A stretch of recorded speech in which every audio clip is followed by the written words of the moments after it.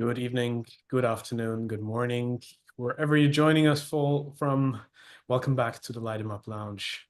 Welcome, friends, family, regulars. Here, I'm back in Vienna after a couple of weeks on the road. Quick stopover back home. It's unusually quiet because everybody's on holidays and most people are skiing. Um, but at least I have the cigar lounge to myself, and I'm very happy that I have great company with me, even though virtually. We have a special guest for this week. I've been very much looking forward to today's show with Mr. Colin Ganley. Um, and we'll talk about Colin's journey with premium cigars, the various different fields of expertise he's involved in, his coffee business, his travel experiences, and his work as an independent cigar consultant, author. But we'll get to all of that in just a second. Before that, just a few housekeeping things. As always, for everybody joining us on the YouTube live stream, welcome one and all. Thanks for chiming in, and please make yourselves heard in the comments. We'd love to hear your questions and your thoughts. So whatever questions or remarks you might have, I'll happily forward them to Colin here at the lounge. For all of you guys joining us via Zoom, please chime in, make yourselves heard, and we'd love to bring you on and hear your questions as well. So without further ado, here's the men. Colin Ganley, thank you so much for joining us today. You're in almost as cold of a place as I am, or probably even colder these days, joining us live from New England instead of sunny and warm Nicaragua. Colin, thank you so much for taking the time. Thanks for being here with us, and welcome to Light 'em Up. No, thank you, Reinhard. It's nice to be on the show. Nice to be invited. I appreciate it. It is cold here, but it's a little bit warmer than it was a few days ago.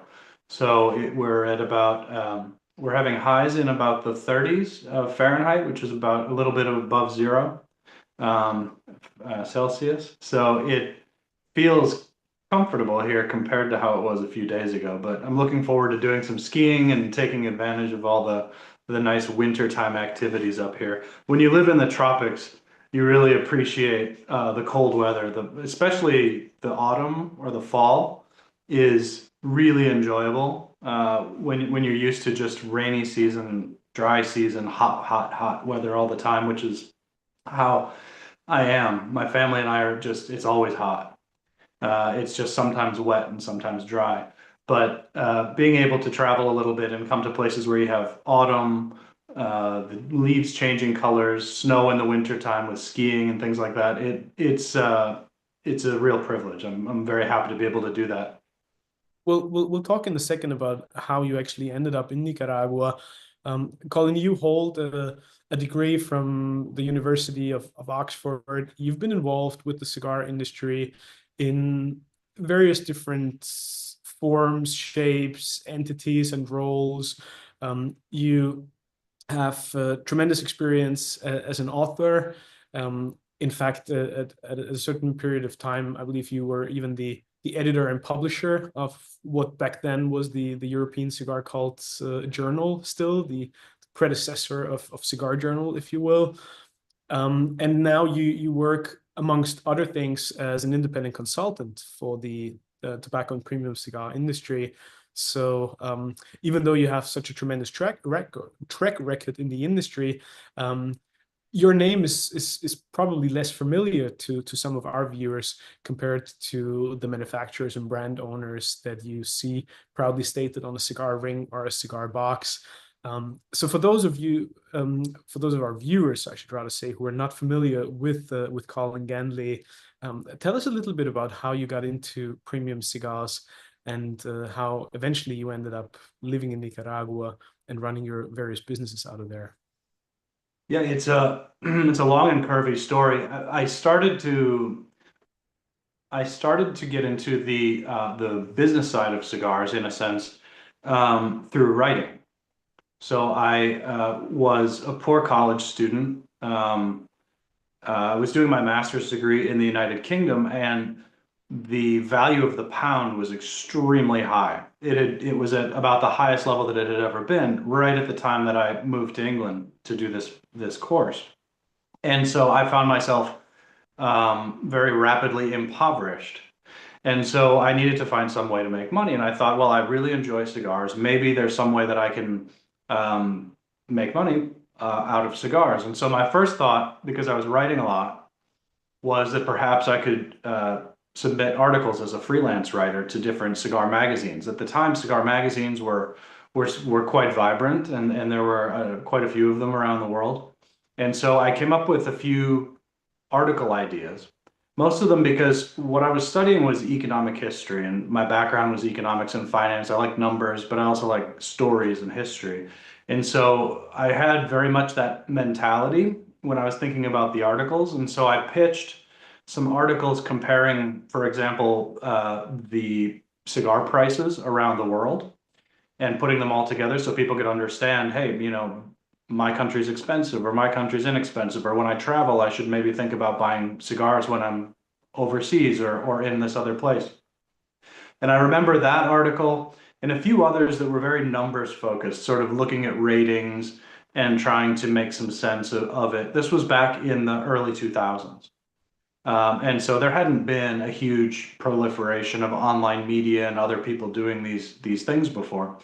And the a few different magazines accepted my proposals, but at the time, the magazine European Cigar Cult Journal out of Vienna was the one that accepted the most of them. And so I started to develop a relationship with Dr. Romay, who was the founder and then owner of the magazine, as well as Reinhold Wiedmeyer, who was the chief editor at the time.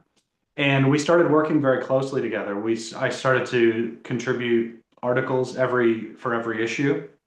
Um, and we would meet each other at different events. And there was a subtle thing that happened at this stage of writing, which ended up sending me on a different trajectory. And what it was not many writers were traveling to the tobacco farms and the cigar factories.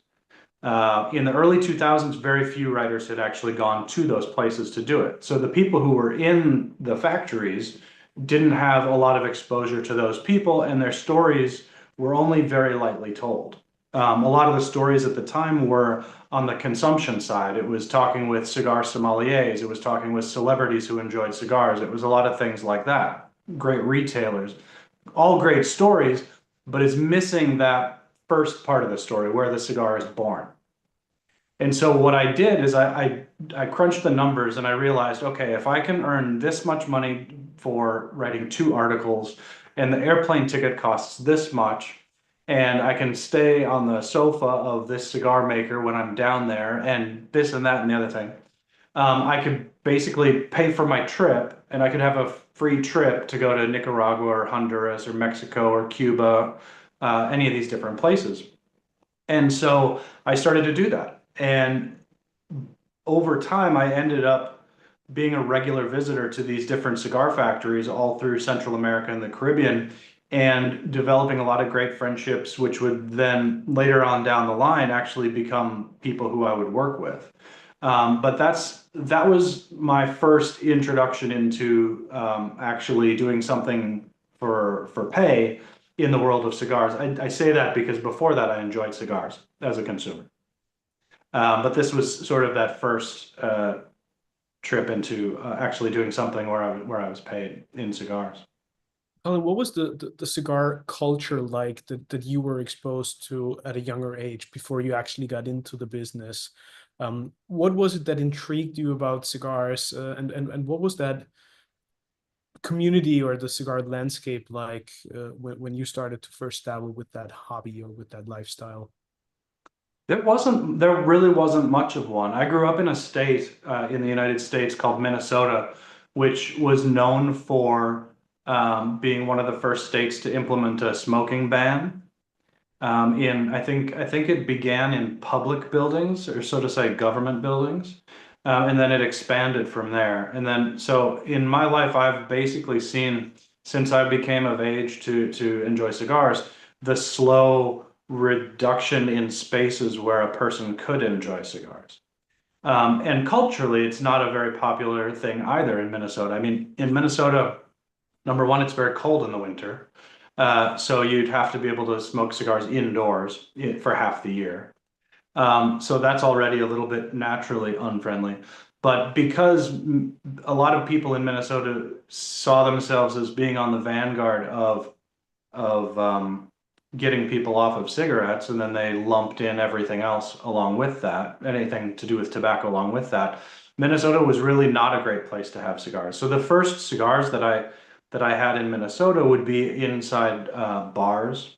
Certain types of bars would allow cigars to be smoked. And then I was a frequent visitor to Europe, and Southern Europe in particular, where the weather was pretty nice for a lot of the year. And so I would have a lot of cigars when I was in Europe because the climate was just perfect for it. You know, you could sit outside at a cafe, or you could, after a meal, you could go for a nice walk and have a cigar and not get cold. Things like that. I'm thinking in Spain and in Italy in particular. A little bit the south of France, I suppose, too. But that was really where it sort of tickled my fancy, I guess. That's where it sort of took hold of me. I started to have some of these experiences where, beginning with the meal or the cocktails, there was this great intense focus on the taste of the ingredients, uh, the the location of where those ingredients came from, the quality. It started with the meal or the cocktails, and then you started to get into, this brandy was aged for 100 years, or some small portion of it was aged for 100 years, and then it was mixed in with this other stuff that was also pretty old. And this is why someone was very proud to present to you this beautiful brandy or cognac, or some version of brandy. Um, and then that sort of thing snowball. So I started to gain an appreciation for these handcrafted luxuries that are also just, they can just be part of daily life. Whether it's a cigar or a glass of wine or just a beautifully made um, main course of your meal. Any of those things are, they're very close to what we need to survive, or they're certainly related to what we need to survive.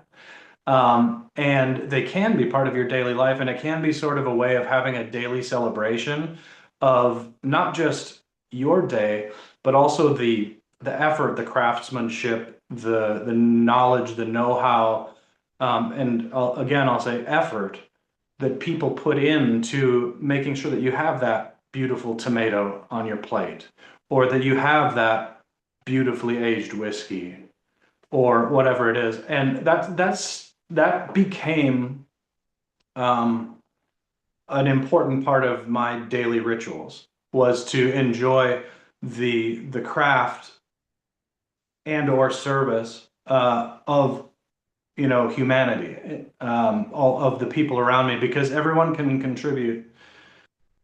does contribute to one another, and I find that this is a very positive way to do it. Rather than going to the gas station and getting a bag of chips that was made in a factory or something like that. It seemed very appealing to me. Would you I say can't remember that what the this initial question. Oh, the culture. So once that became important to me, I started to bring that into my life wherever I was. would you say that initially that European enjoyment of a gastronomic experience, of the whole ritual of dining and food and drinks with a great cigar thereafter, um, was that fundamentally different from what you were exposed to previously in the United States? Or would you say that this European philosophy and way of living changed your perspective on cigars and all these other quote unquote luxuries that you mentioned?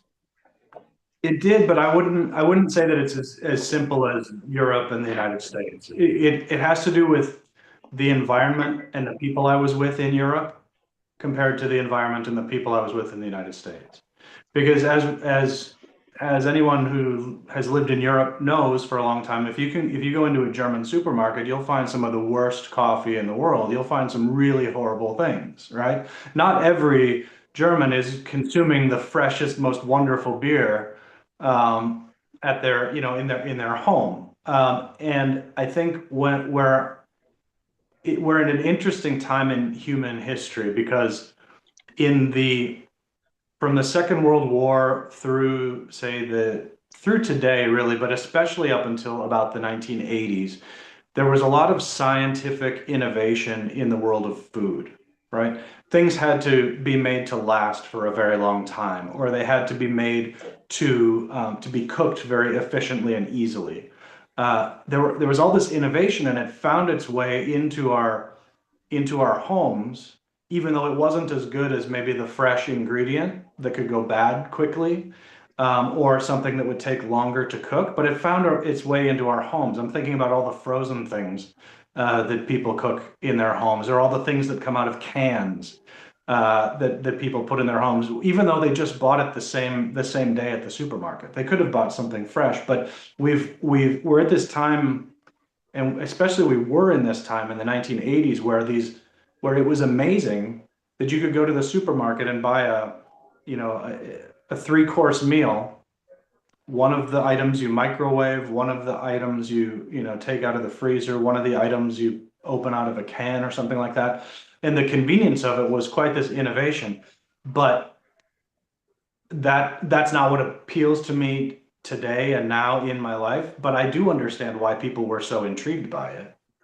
And I don't really think Germans, or sorry, Europeans and Americans are that different in this, because you'll find people in both places who enjoy craft and quality and freshness, but it's a bit of a luxury. These things do cost more. If you're going to have service, great service at a restaurant, it costs a bit more. If you're going to, because they're professionals, the people doing these jobs are professional, and they're only good because they are professionals, in that service. And the same thing with the spirits or the cigars. Um, if you want to incorporate those things into your life, they do cost a little bit more. And so you have to be in a place where you can afford to include those things into your life, and that you prioritize it in order to be able to take advantage of it. So my view usually does have a little bit of a European flavor to it because that's where I was more exposed to it. But I don't think it's because Europe is particularly that different. It's special, because the tastes of Europe are unique, but also the tastes that you can find in the United States are unique. They're just different. Very true. Absolutely. You ended up writing a book called The Snob, Yeah. which in that sense sounds like a fitting title. But how did you progress from there? After that first exposure to cigars, the whole culture and the lifestyle behind it in Europe, and then getting deeper into the industry through your journalistic work and ultimately in research and nowadays in the consultancy side of things, of course. Well, what really happened was, um, my the person I referenced before, Reinhold Wiedmeyer, who was the chief editor when I first started writing for Cigar Journal, he and I got along really well, and Dr. Romay wanted to retire, so the three of us got together, and Reinhold and I ended up buying what was then called European Cigar Cult Journal from Dr. Romay. He stayed around to help, but Reinhold and I became the owners. And then we also made ourselves co-chief editors at the time, and we sort of wore all the different hats. So we were both selling advertising, we were both coordinating with writers and photographers and graphic designers and dealing with tastings and things like that. And the way that we separated it out was different ways at different times. But I started to sort of try to expand the magazine in the United States and Latin America, and he was focused on Europe and Asia, let's say. And so during that time period, I ended up developing all these relationships even further, because now I wasn't just writing about it, I was also trying to sell them advertising and doing things like that. And by doing that, you end up in a lot of intimate situations. People share a lot of information with you in that process about their company, about the health of their company, about the challenges that they're facing, about what's succeeding. And so I ended up developing these relationships. So I always think it's interesting. I am not a well-known person to a cigar connoisseur. On the other hand, I know all the factory owners and brand owners, and we correspond. That's who I work with mostly. And so I've always wondered if I'm doing myself a disservice by not getting to know more retailers and consumers and people like that. I mean, I don't avoid people, but at the same time, I'm just not in that world. My world is in the factory. And so the transition was I sold my share of what had by that time become Cigar Journal back to the company. And I had moved to Nicaragua to, well, we'll get there in a second. Um, and so, yeah, no, I guess we're there. So my wife and I were talking about her career and her development. She's a PhD in economics, and she'd been working for the United Nations. But every day when she would come home from work, I was sitting there with a cigar, with an espresso, with our Weimaraner puppy, and it looked like I was just having the most relaxed day ever after she had just gotten home from a big bureaucracy where she was, riding her bike past, homeless people and all kinds of stuff on the bike ride through Rome back to the apartment. And so we were talking, and she said that she thought she'd like to do something entrepreneurial, um, but she only wanted to do it together. So we brainstormed for a number of months and ultimately came to the decision that we should move to Nicaragua because we knew a lot of people, we had a lot of friends there. So if we started a business and had any problems or questions, we had those friends that we could speak to and figure out solutions. But also, it's where coffee grows, and it's where the tobacco grows, and it's where lots of lovely vegetables grow. It's where the cows grow. It was just, it seemed like potentially a great place, and we could live near the ocean. And we thought this might be the next great adventure for us. So we moved to Nicaragua and we launched a cigar company from scratch, where we were roasting and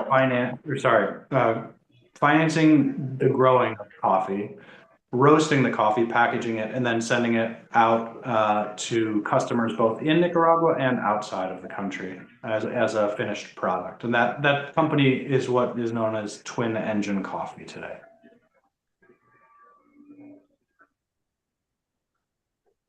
How long or how intensively did you play with the idea of starting your own cigar brand, and what made you eventually realize that probably the more interesting aspect is staying behind the curtains, helping various different growers, brand owners, manufacturers, and putting a lot of loose ends together and helping them out in the role of an independent consultant.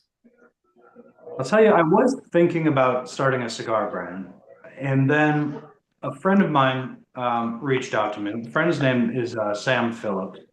He's the president of La Palina Cigars. And the owner of that company is Bill Paley, who I casually knew. We had bumped into each other and liked each other at a few events. But Sam called me one day and he said, "Hey, I started working for La Palina Cigars and I could use a little bit of help down at the factory. I've got these different problems that are happening with the production of the cigars down at the factory. And I was wondering if you could maybe help out. Could you go down to the factory and fix these problems?" And I said, "Well, I don't know. I mean, I know the cigar maker who's doing it." Uh, and then I started to think about it. Could I assess the problems? Am I really anything more than just a really enthusiastic consumer? I don't know. But I decided to give it a try. I told him what my misgivings were, and then he said, "Well, let's just try it anyway. Go down there and see what you can do. See if you can solve these problems." And so I did, and I've been working in different roles as a consultant for La Palina Cigars now very happily with Sam, who's still there, and Bill, obviously, who owns it, for about 10 years. And when I started to consult for them, I set aside the idea of doing my own brand because even though contractually I made it so that it would be okay for me to do that, I didn't want to try to do both things at the same time. Because you felt fundamentally more confident with one rather than the other, or was it just a natural evolution of how things eventually turned out, especially with La Palina?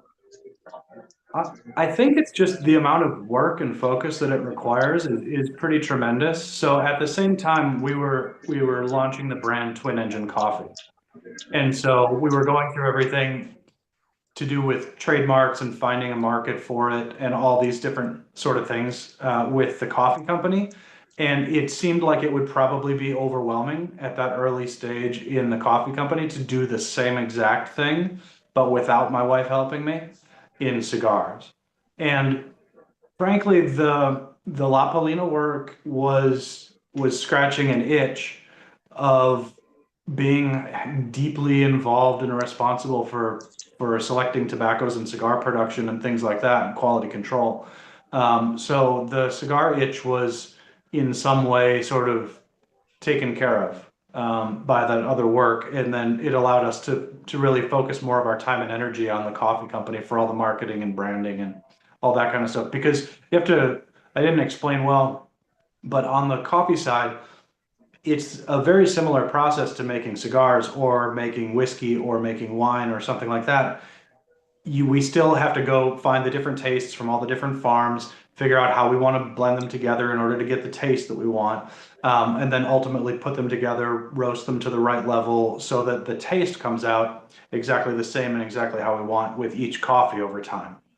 It's the blending that takes place in coffee is extremely similar to the blending that takes place in some of these other products. And so it was a lot, and it was really just my wife and I, and then ultimately we built a nice team uh, to help us with everything with the coffee. But at the beginning, it was a startup with no help and no roadmap. We were figuring it all out, so it didn't seem very appealing to do two at the same time.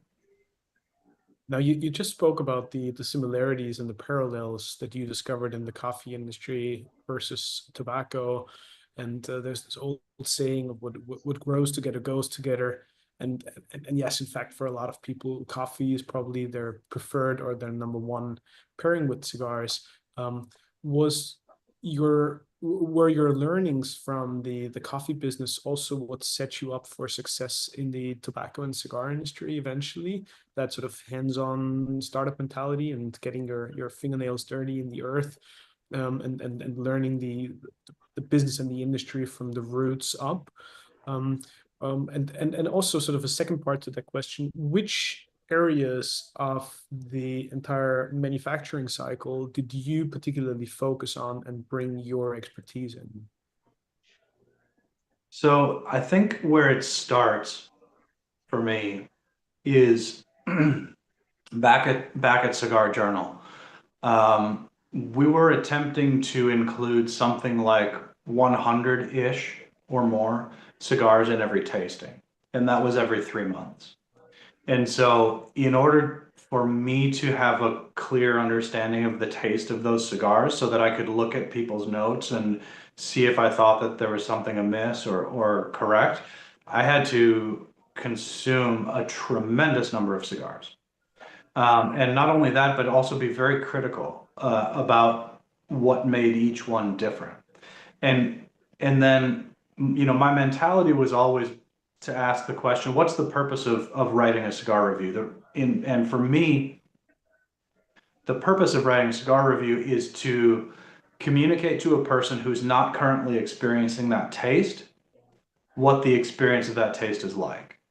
So if you tell them that it's like, unicorns dancing on your tongue, whose hooves are wrapped in grape leaves from, southern Greece or something like that, the idea is not that it actually tastes like that. The idea is that you want to deposit that seed into the person's brain so that they can imagine what the actual taste of the cigar is like, right? So it's about effective communication. And at the core of that, it's what are we trying to communicate? Well, what we're trying to communicate is what does it taste like and smell like and feel like, right?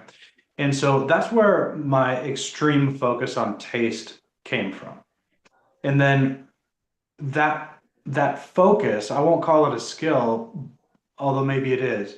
That focus is something I then applied to all these other things. So, because whether I'm at somebody else's cigar factory or whether I'm in my own coffee roastery or wherever I am, taste, if I want to share a thought about taste with you and you're across the table from me, how do I do it? With words, right? So the same thing that I was trying to do in the magazine is exactly the same thing that I have to do every day with the coffee or with the coffee farmer or in the cigar factory or wherever it is. And so that was what really set me up to take my interest in taste and sort of professionalize it and use it. And so that was a good start. But the deeper you go into any of these products, the more you start to learn about the processes that give you the taste. And then you end up becoming kind of obsessed with that. So now I just sort of hope that my communication is good enough and I don't think about it all that much unless I see that I'm not effectively communicating.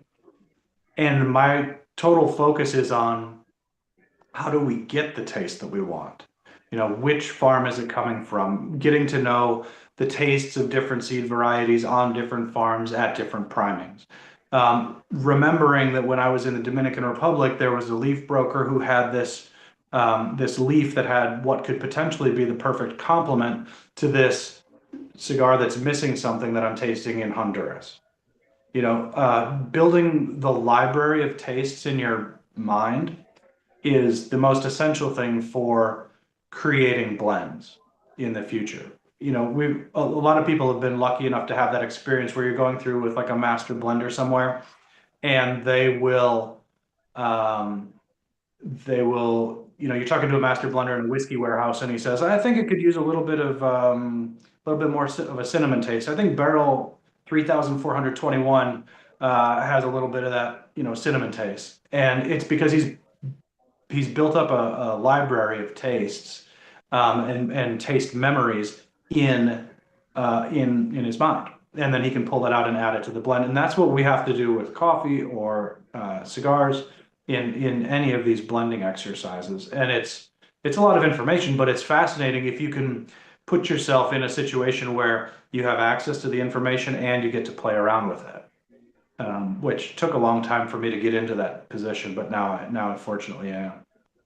So essentially, in the beginning, your focus in terms of the communication was more bridging the end consumer side, the perception of the end product, and Absolutely. sort of linking that back to the manufacturing process before eventually you yourself took a deep dive into the behind the scenes aspect and the growing and the manufacturing aspect more than what actually concerns the cigar enthusiast, right? Reason I'm asking this is because I sometimes feel, coming from the wine and spirits industry and from the sensory, the analytical sensory evaluation side myself, um, I've learned that the way cigar media and cigar enthusiasts nowadays try to describe what they're registering in the aromatic profile or the taste profile of a cigar is not necessarily the same language that the manufacturers or tobacco growers would use on a technical level in order to assess the materials that they're working with and how they formulate blends. Is would you share that experience, or is that what you came to realize as well? Yeah, I mean, people think of language or vocabulary as these distinct blocks, like he speaks German, he speaks English, he speaks French, whatever. There's another way to understand it, and it's experience based. Like you probably know people who have a specific expertise, like maybe they're an electrician. And they know a vocabulary that is untouchable to people who are not familiar with the work of an electrician, right? There's just all these terms and concepts that they understand that, let's say, I don't understand. I was just working with an electrician today, so it's on my mind. But the same thing happens with the people who work in cigar factories and the consumers. So I remember when we were doing tastings in Vienna, and the people there would celebrate flavors like white asparagus and black truffle and certain things like that. If I asked anybody in a cigar factory what those things taste like, they have no experience with it. And so, but they can still create communication becomes extremely important between those two groups, right? Because a person in Vienna may want to buy a cigar that reminds them of the flavors of Provence, right? Something like that, herbal sorts of aromas and earthy tastes and things like that. But now I can't say any of those words to somebody in Esteli, Nicaragua to try to get that taste to come out. The vocabulary is entirely different.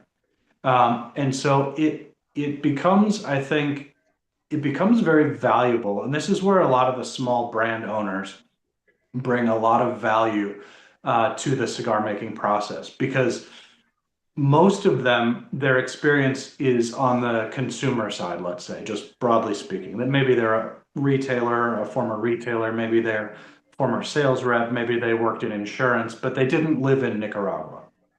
And so that during their life, they experienced all these delicious foods, all these aromas and different things like that. Now, when they come to the factory, they're going to potentially seek out those sort of sensory experiences, but through the medium of the cigar. And so when they communicate with the people who work in the factory, that they'd like the cigar to have characteristics that bring it more towards the taste of like a white asparagus or of a truffle or of basil or certain things that wouldn't otherwise be accessible to the people of working in the factory.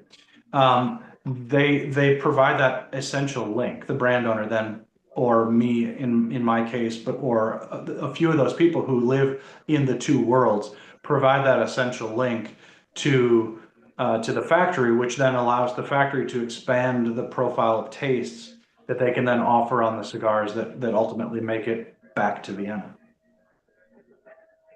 Does That's a that make very any sense? Oh, absolutely. It's a very interesting point, and I'm curious to hear George's perspective. George and I, we had a little pre-show conversation, enjoying a cigar together, and I'm very happy that George Brightman is here with us today. And George had similar experience coming from the retail side of things, then cigar media, and almost in a consultancy role similar to yours, Colin. George, do you relate to that, or was your experience similar in the way that that journey and the communication, the language that you used throughout your journey was similar? Well, thanks. First of all, I'm glad to be able to rejoin you, Reinhardt and Colin. It was great hearing you put into words so eloquently the journey and the challenges that you faced.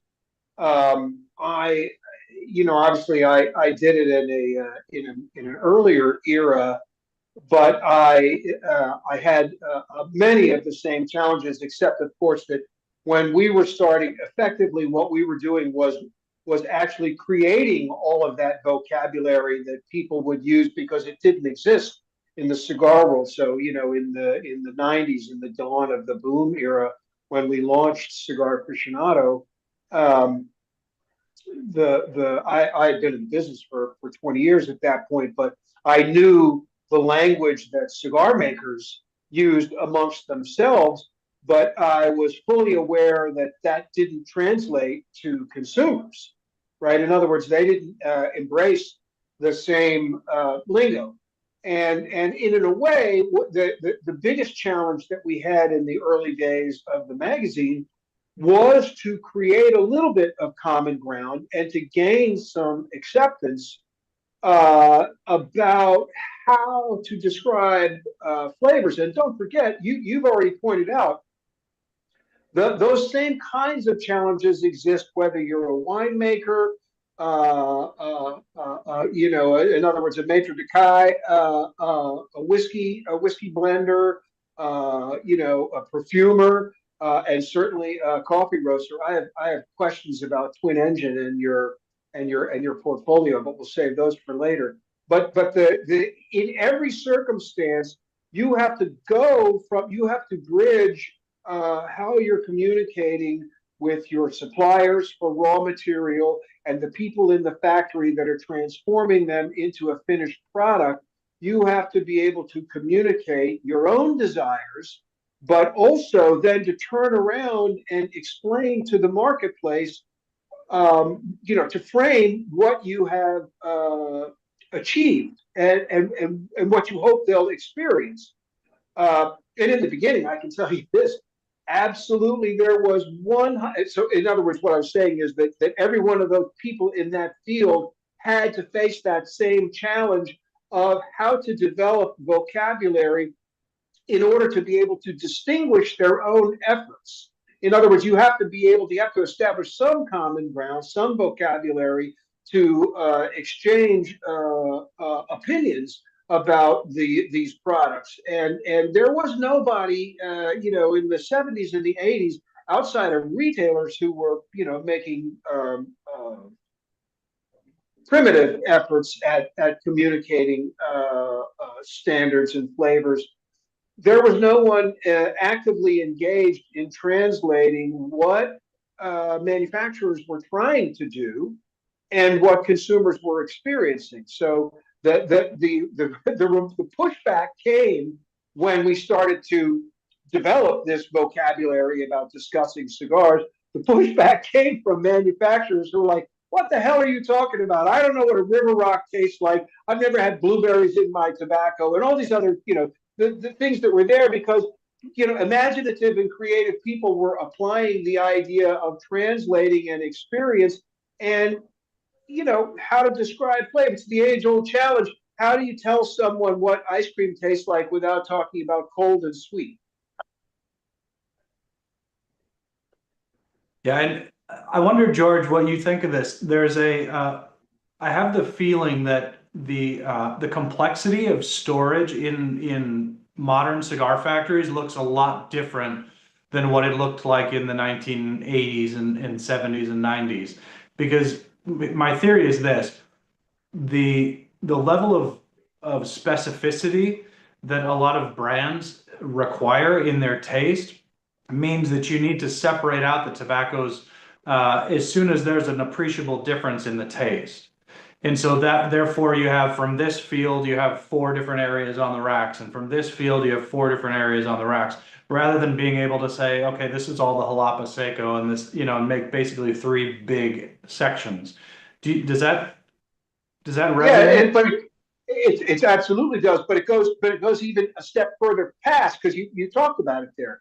It's not about what's yes, storage is entirely different. Like the way they look, how they're organized, how the tobacco is identified is like the Stone Age. I forget where the phrase that I heard one time. Somebody was pointing and they're pointing at me and then at themselves and they're going monkey Mozart, right? To reflect the level of understanding about what was there, what was in front of us, and what was being discussed. In other words, what about how it was there. So that's one of the things that Henke Kellner did at Davidoff years ago, was to identify the sourcing for the product and then put it through completely different processes, even though it was tobacco from the same plant in the same field, identifying by not just by quadrant, but sometimes by row and priming and everything else, and that it had all been processed entirely different.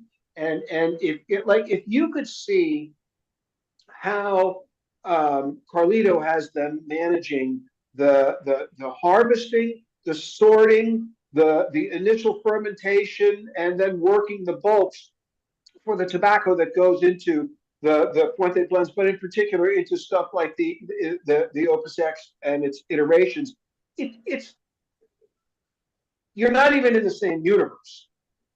It's extraordinary the level that how far down it goes and how sophisticated the interpretation of the desire for the results from those different components is. In other words, they're just as nobody plants tobacco on spec. When you're taking those tobaccos, you're trying to manipulate them in a way so that they achieve a certain result for you, and then you have to be able to keep track of it, and you have to know what's the right moment to pull this out and to incorporate it into a blend and make it work. In other words, it's you're literally making the tobacco dance. You're achieving something that is miles beyond what the mission was, even as short a time a period as 30 years ago.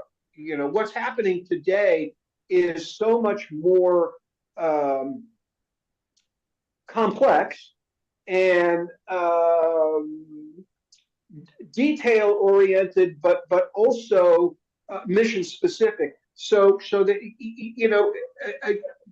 this is one of the things we were lamenting earlier, is that there's far less celebration of reliability and predictability. And yes, here it is. This is this great thing that you've been doing, and I know I love it, and so I buy it all the time.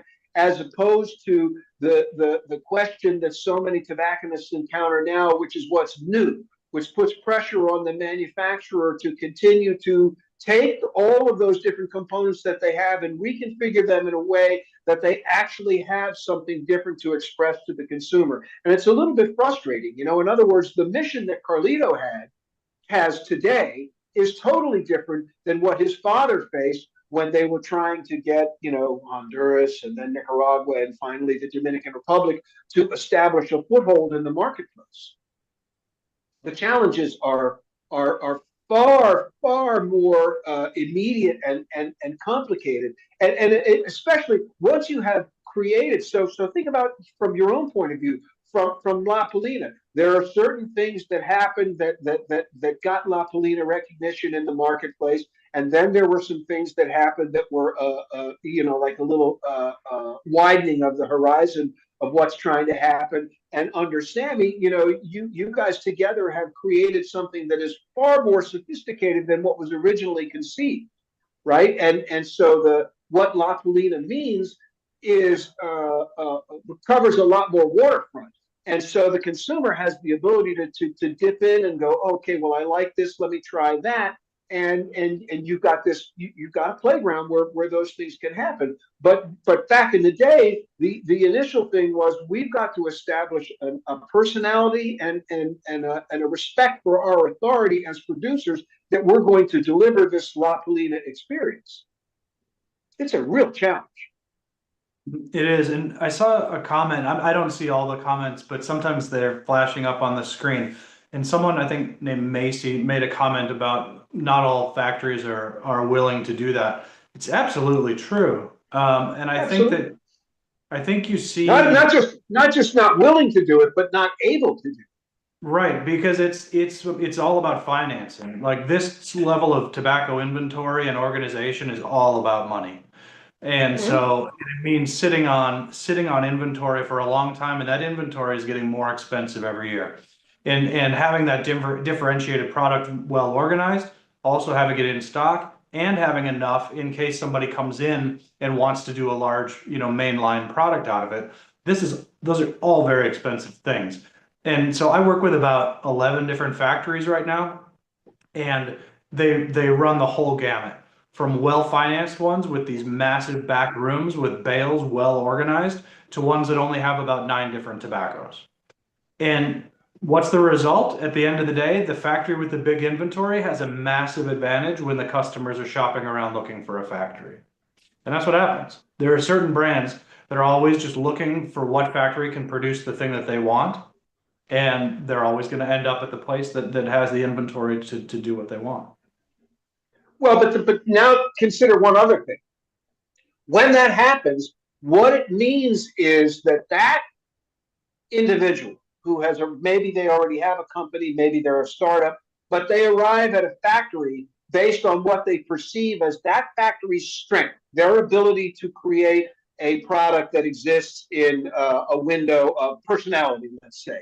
You know, in other words, a style of cigar, whether it's because they make great figurados, or because they make beautiful Maduro cigars, or because they make, you know, mild cigars with extraordinary, whatever it is, you know, it doesn't matter. But when they go there, they're in a sense, they're pre-selecting the result that they're after.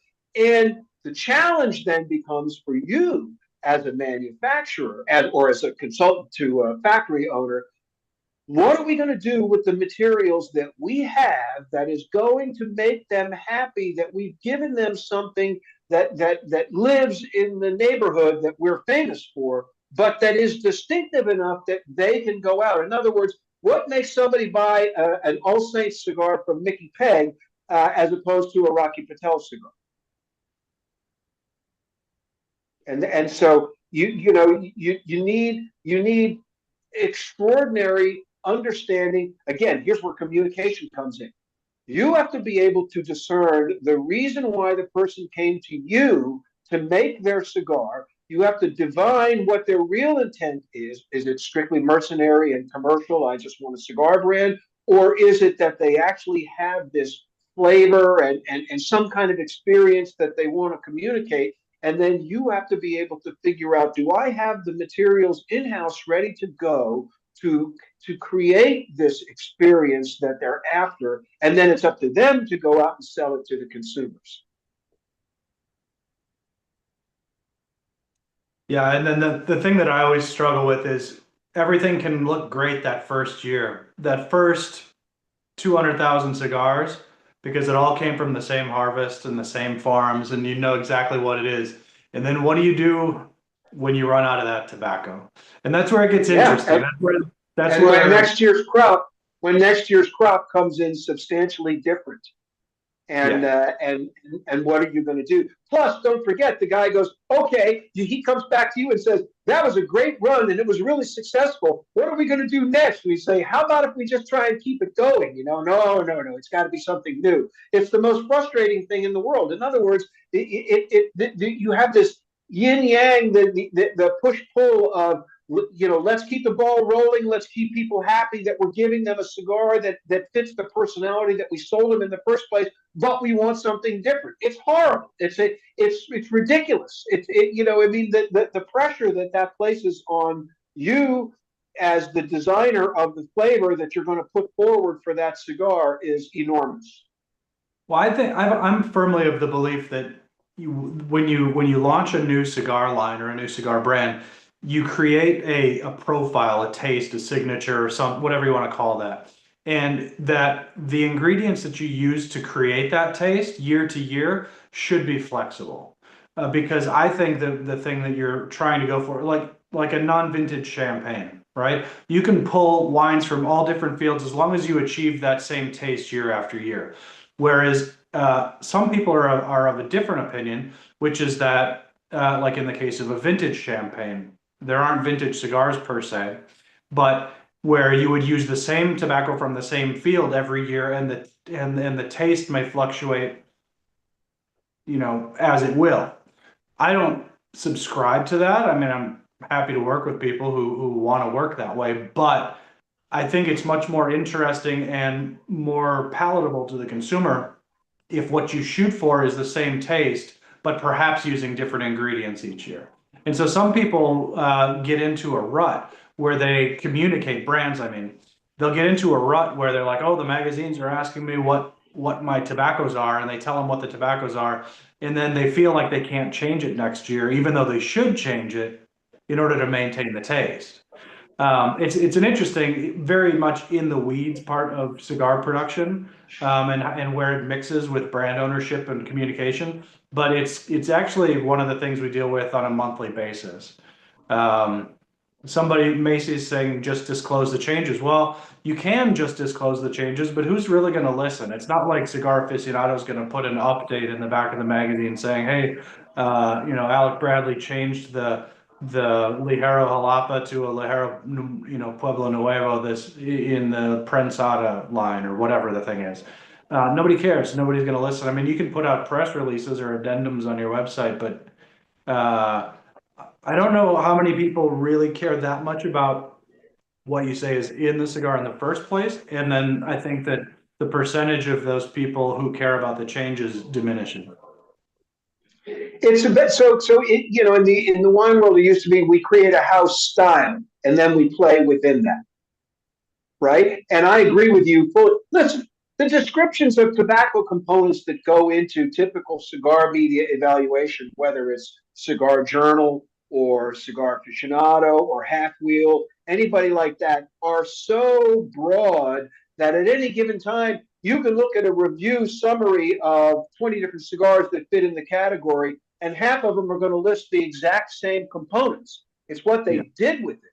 It's what they did with it and how they combined it that makes a difference. And that's what people grow to trust. In other words, I like the way Padron works their tobacco, ferments their tobacco, and puts it together. I'm listen. I'm sitting here talk about the idea of evolving what your house style is. I'm smoking a cigar that Carlito sent me. It's a 20-year Opus X. It's an extraordinary cigar that is something distinctly different than the classic Opus profile, but it's related. You know, in other words, it's absolutely in there. I love manufacturers who have the ability to create an identifiable personality that people embrace wholeheartedly and they revisit over and over again, even in this era when the obsession is what's new and what's different. And yet within that, they continue to come up with distinct new expressions that satisfy the desire for some change from the consumer at the same time that they're putting their trust in a house style, in a, you know, in these guys do it, you know. In other words, in the old days, people used to be. I'm a Remy man. I'm a Courvoisier man. I'm a Hennessy man. You know, for cognac choices, people would do that. You know, the same thing for whiskey. I like Heaven Hill. No, I like Buffalo Trace, or I like Jim Beam. You know, in other words, those those houses created a personality that their portfolio lived in, and there were remarkable distinctions in them, but they were recognizable, and people said, I believe in that, that's what I want. And there's a small percentage of cigar companies that have successfully established that domain. In other words, that they absolutely deliver over and over and over again experiences that fall within a range that is acceptable to the consumer who's chosen the price point at which they're comfortable. So, you know, there are just as many fans for Padron Aniversario as there are these days for the 1000 series or for 1926 or something else. In other words, people have found their space and they like what they're seeing in that, but they expect variation. They want some new challenges inside this little comfort zone that they've established and this trust that they have with a manufacturer. It's again, like I said, it's an unfair challenge to the producer. You as the person at the factory that has to keep meeting that demand have an unbelievable burden. I wanted to piggyback on, have an example of something you were saying. So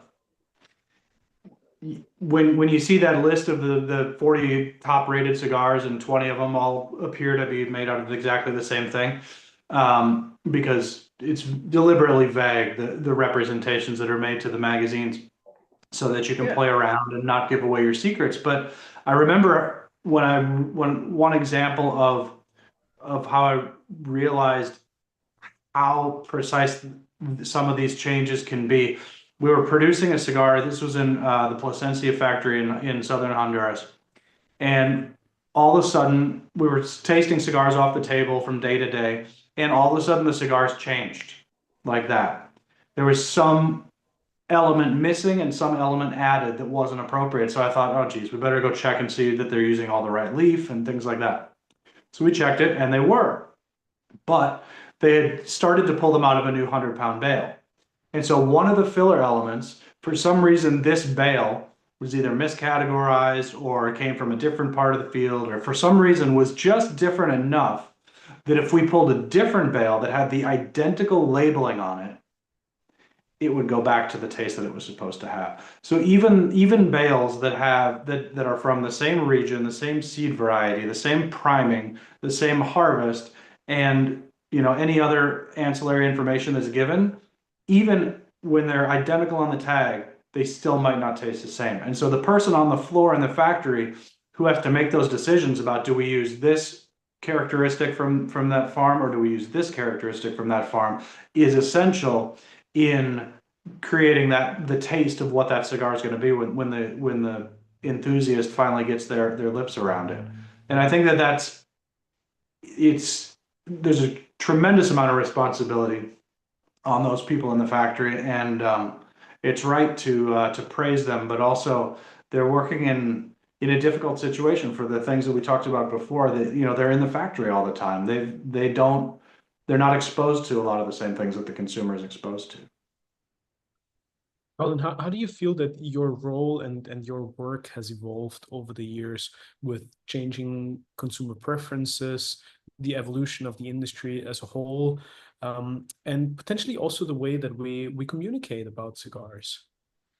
I think that when you started, the vocabulary was probably more narrow compared to the very colorful and almost abundant language that we use nowadays to describe cigars.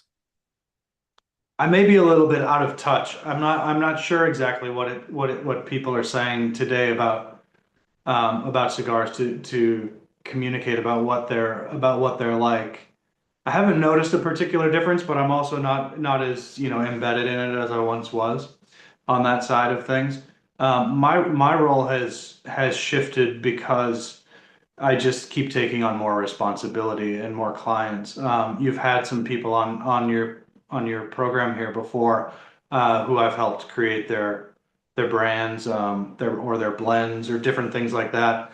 And then in addition to that, my role expands within the organizations usually. So helping with human resources and executive types of decisions and strategy. If things are going well for you in any sort of job, your job's always going to expand. And so that is something I have to, sort of fight as much as possible, is to try to stay in my lane because it gives me a manageable set of tasks. You know what I mean? Let me ask you differently. Would you Yeah. feel that your vocabulary and the way that you talk about cigars, or the way that you evaluate tobaccos nowadays has changed, shifting from that consumer perspective more to a behind the scenes industry and technical vocabulary? It has, but it's more like just becoming bilingual. I can speak to both sides and translate between the two sides to try to get to the same goal. And that's tricky. It helps if you know Spanish, which I do. But that particular thing, well, it sounds like you're suggesting that the factories speak about tobacco in a more sophisticated sense, and I would say quite the opposite. I think consumers I'm actually with you. Yeah, I would also argue that probably the way that tobacco growers or manufacturers talk about their tobacco and how they evaluate it is certainly less colorful and less exuberant than looking at it from a consumer perspective. It is, because mostly tobaccos when they're spoken about in the factories, they're mostly discussed relative to other things or on a scale. So a tobacco will be considered to be on a scale of 0 to 10 sweetness, on a scale of 0 to 10 acidity, on a scale of 0 to 10, various characteristics.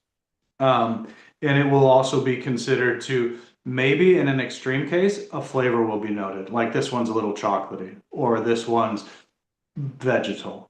But really vague terms, really broad terms, definitely not naming specific vegetables or specific dishes or anything like that. And so the way that it's communicated about in a factory is was with very few words. It's very simplistic in that sense. but within each word, there's usually a scale. So it'll go from a little to a bit to average to sort of heavy on this flavor or extremely that flavor. You know, there will be sort of those 5 notches on the scale for each of the elements, whether it's vegetal or sweet or salty or bitter or whatever the taste is. So for me personally, it's just once you figure out the language of the factory and you figure out the language of the people, you could probably just translate pretty straightforwardly. But the thing that's hard about it is that not everybody views things the same way.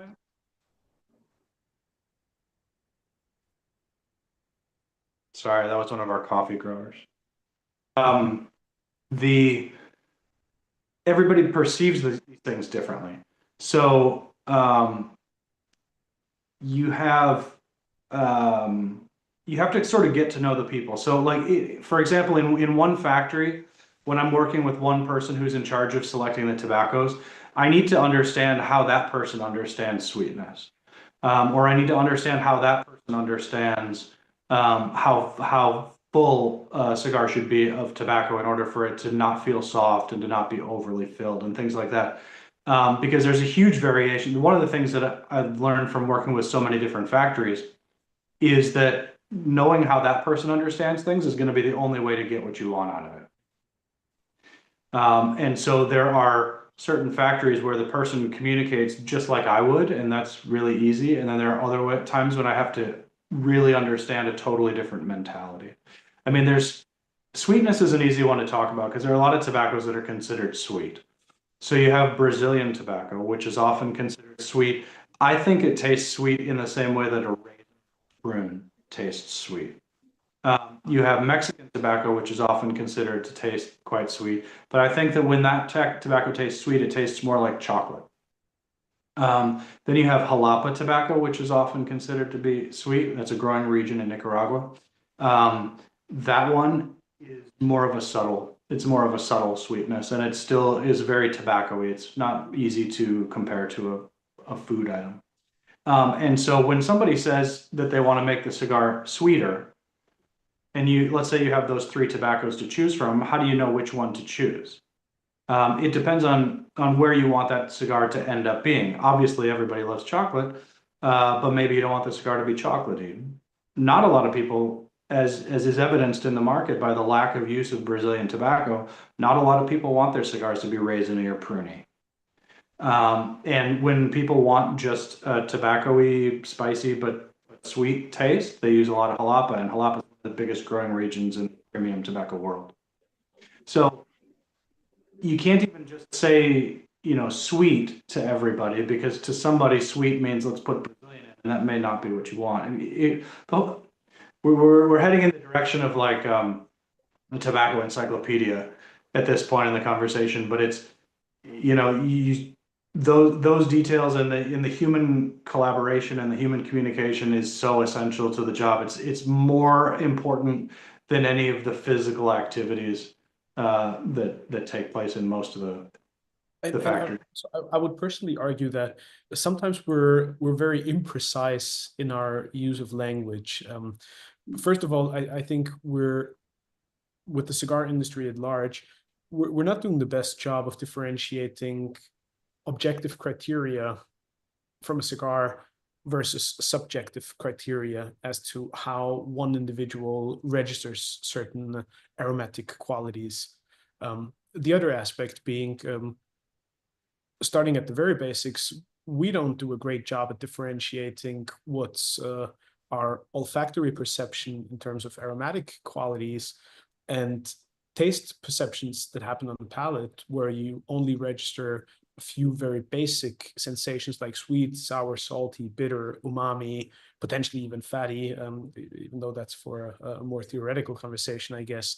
And then maybe one could also argue that other industries, whether that's the wine industry, spirits to a certain extent, coffee, when you go deep into the third wave culture and all the consecutive evolution of that, probably are a step ahead of the cigar community in terms of a common language or a common set of vocabulary that almost becomes like an industry standard, or we can agree to use as a solid foundation, or as a ground for everybody to start then going into lengthier and deeper conversations. Yeah. No, I think you make good points. It's one of the things that I always liked about the large group tasting format, because you would find that you would find basically standard deviations. So if you're familiar with statistics, or if you've heard of the bell-shaped curve, most people are going to align around the middle of a given result. And with cigar tastings, we found that the bell-shaped curve was very much inactive. It was it was rare that a cigar would not have a very standard array of findings. And so I always really enjoyed that about the blind large group cigar tasting process. It's the hardest part about it is you'd really like to have more than 20 or 40 people tasting the cigar in order to really refine your results. But going through that over the years, doing lots and lots of tastings, suggests to me that there are cigars that are better than others, because you can see it on a chart. Like there are cigars people just prefer over others, and there are tastes that people prefer over others. People don't like to admit that. They don't want to say that. They want to say that their personal tastes are so important that maybe their tastes are going to be different than their neighbor. But if you look at the results statistically, it's not really that true. Also, I think we could argue that, like every other industry, the cigar industry goes through trends and different fads, where, you know, one year everybody jumps on Mexican San Andres as their preferred wrapper type. The next year, everything that comes out new seems to be a Connecticut broadleaf, or any other variations of tobaccos being used. I sometimes And we're all on a different journey in life too, right? Or a different phase of the journey. I've always noticed that elderly people the will often at some point in their life move to Connecticut cigars. That milder Connecticut taste will become appealing to people at a certain age. And then you'll also just see people who go through these different, you know, ups and downs and spikes and variation. They may like Cameroon, you know, for a couple of years, and then they might like Habano for a few more years. And yeah, we're all on a different journey. from You your know, I don't experience, mean to say that we should all smoke the same cigar, but do you think that these trends are fueled by consumer demand and where supposedly the market seems to be shifting towards? Or do you think it's more a consequence of whatever raw material is available to the manufacturers? And then, as a matter of consequence, you see more cigars trending towards a certain profile, and at a certain point, it becomes, you know, the new standard, if you will. And just to give you one example, George and I, we were discussing my blind tasting package. I'm just working through the Cigar Journal blind tasting package for the upcoming issue, and I couldn't help but sense that there seems to be a certain streamlined profile, most likely leaning more towards a bolder, richer, spicier Nicaraguan profile. And my question really becomes, is that what the majority of people is gravitating towards and what they're looking for in contemporary cigars? Or is it just a natural consequence of where the industry, in terms of the raw materials supply, is headed, and the reality of Nicaragua being the predominant manufacturer these days and the number one profile of cigars is naturally gonna trend towards that direction? in my opinion, it's both. And I do sit in that position in the middle of those two things, between hearing what the market wants and seeing what leaf brokers and leaf growers can provide. And then that gets communicated both ways. So sometimes you, as a brand, learn that this tobacco is available and this one isn't. So next year's launch is going to be made from this tobacco. But it goes both ways. So today, if we wanted to make a cigar, and really for a long time, if we wanted to make a cigar that had a lot of Indonesian tobacco in it, we could make it all day long. There's plenty, and they could grow more. However, if we wanted to make a cigar today that had Esteli Ligero in it, we're very limited. Or if we wanted to make a cigar that had broadleaf from Connecticut, we're pretty much out of luck, right? So to some degree, what makes it onto the market is controlled by what's available on the market. But the farmers and aspiring new farmers all listen to the market to try to figure out what's going to be most popular. So it does go both ways, but it's a slow moving curve, because just because everybody would like to have Connecticut broadleaf right now, or even Pennsylvania broadleaf, doesn't mean that we'll have it next year. We won't. Because even if somebody did rent some fields, throw up a couple curing barns, and decide to grow that tobacco on some land for the first time, it's such a thick leaf, it's not going to be ready to use on cigars for 2 or 3 years. And so it's a very slowly moving thing, a lot driven by cost. When you get into tobacco growing, there are a lot of other factors. It's not just finding the right place, but it's a lot about cost. It's a lot about security. It's about transportation and safe storage. And so all those different factors are going to come into play about where we can get our tobaccos from. Great point. Macy. But and Reinhardt, Go ahead. Reinhardt, there's one other component in that I think deserves attention or blame depending upon your point of view, and I'd love to see comments from people about their thoughts. But I think we need, when you talk about trends and the things that are there, I think one of the things that you have to point out is that cigar media has a lot to do with what consumers celebrate, what they're after, what they want to chase. So you can have a factory come out with a blend which highlights a particular tobacco which may not have been in everybody's rotation for a while, and the results are so distinctive. You know as well as I do that if that particular cigar gets great ratings and a lot of people in the media universe spend their time reviewing it and evaluating and giving their opinion about how good or bad it is, and all that contributes to a desire to get consumers to get their hands on that cigar, and so they're sort of helping to fund a trend and the chase, and it's not necessarily 1,000% positive. Because they're highlighting one thing that one factory may be able to do extraordinarily well, and another has no chance of recreating it, but it isn't going to stop them from trying to ride that train. Does that make sense? Absolutely.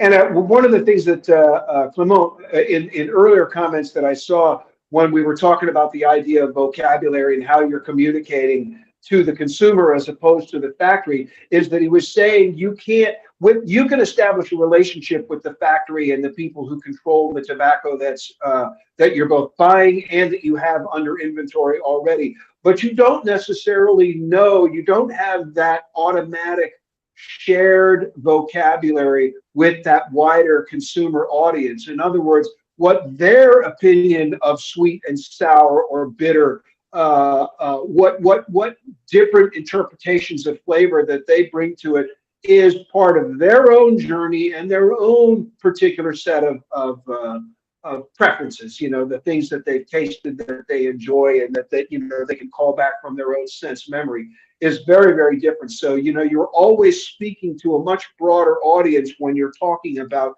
communicating characteristics to the consumer marketplace, as opposed to when you're facing the factory and having a discussion about raw materials and how do you put them together.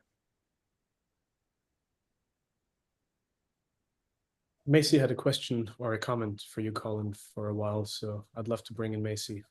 Chime in, buddy. Good afternoon, Colin. I'm a longtime admirer of yours, cigar book collector, longtime cigar, just I guess nerd geek, whatever. So to talk with you is Meet you. a real privilege to me. And actually, I just got back from Puro Sabor, third year in a row. So this is kind of helping me with my withdrawal post festival, my detox. By the way, no one should ever go to Famous. And if you go with Albert, who's on here, it's a big mistake. Never go to Famous with Albert. And I think Reinhardt has a photo proving that we don't have to go into. But on the top, I've got a couple points. I'm a coffee lover, and I do want to ask. I actually went to Selección Nicaragüense and La Colonia in Esteli. I bought some Casa del Café, their house brand, Café Las Flores, and from Selección Nicaragüense, I bought. And I wonder if you could tell me anything about if they. I'm wondering if these are growing zones or just like house names, marketing names. I bought a lot of natural uh, processed coffee from Paranema and one, I think it's Mogi Golpa. Does that ring a bell? Are those zones?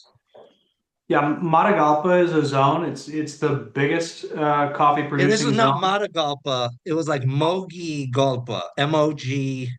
I don't know if it's just a house name, but not Matagalpa. I don't know. That could be like a small town in the growing area. I would assume that it is, because typically the Galpa is attached to something and designates a town or a region. And Okay. so that's Like probably a Colombia is region. the same way. So they're just very similar to like Zona Cafetera and Colombia. It's all Quindío, but some it's like by town, some by farm. You never really know. That one I would guess is more of a town than a I forget what you said. You said somewhere by Farm, zone, by finca. town. Oh, by farm. Yeah, well, I don't think it would be a farm. But it would probably be the other one. Are you familiar with natural processed coffee? Yes, I tend to prefer it. I bought one that's Okay. called experimental natural. I don't know what that's all about, but I'm excited. Yeah, Yeah, it's it's hard to more say. fermented. Yeah. Yeah. Experimental, deliberately vague, perhaps, I don't know. But, natural process is going to be a lot sweeter, a lot denser coffee because it's dried in its fruit, rather than removed from the fruit to dry. Now I So that normally I was gonna say I'm very interested in buying Europe. I like I usually buy from a company out of Maryland, Orinoco, or I mean, did I overpay at Selección Nicaragüense? Can I get a better deal buying your stuff, more direct? Because I'm very interested, especially if I could get a little more detail in terms of where the coffee's yeah, I'll from or tell the you, process. so when you're looking at coffee, the highest grade of coffee is called specialty grade coffee. And the reason that I say that it's the highest grade is not because of where it's grown, but because of how it's sorted. So specialty grade coffee is coffee that has had it meets certain minimum standards as far as where it's grown and the varieties and things like that. But one of the things that I think is most influential in the taste of the cup is that all of the defects are taken out, or the majority of the defects are taken out. And so defects would be if mold grew on the plant while it was growing, if a bird attacked the seed, if an insect ate the fruit before it was harvested, if the fruit was harvested either overly mature or under mature.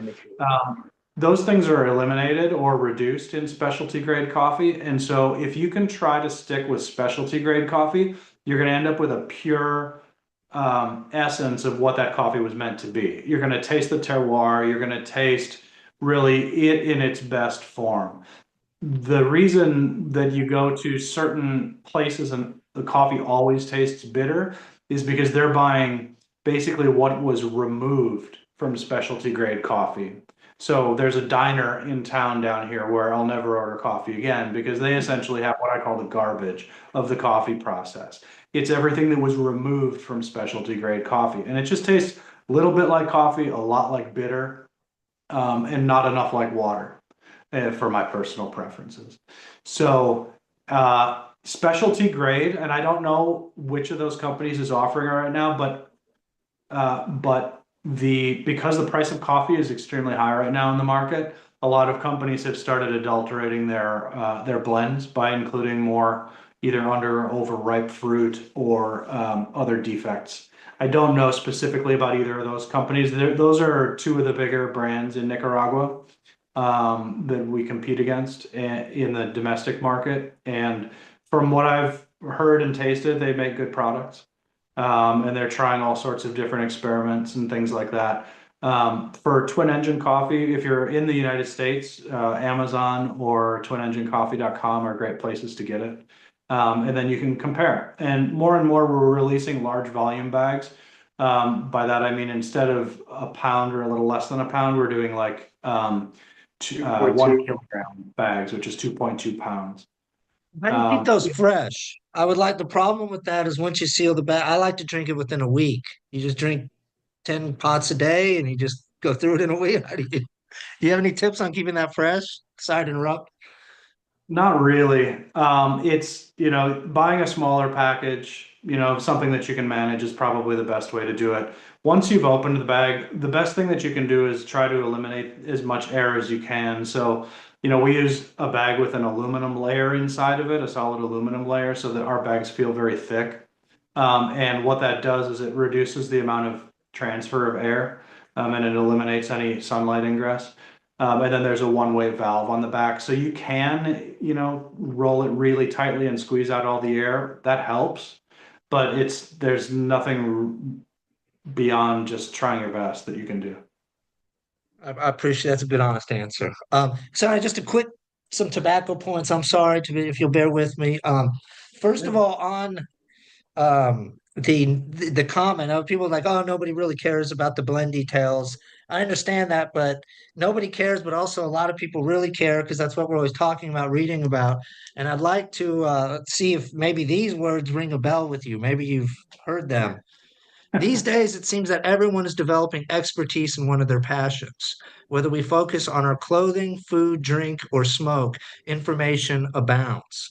All of these products have become highly specialized, and our daily sources of enjoyment can be heightened by gaining a deeper knowledge of these products. Do those words sound familiar to you, Mr. Ganley?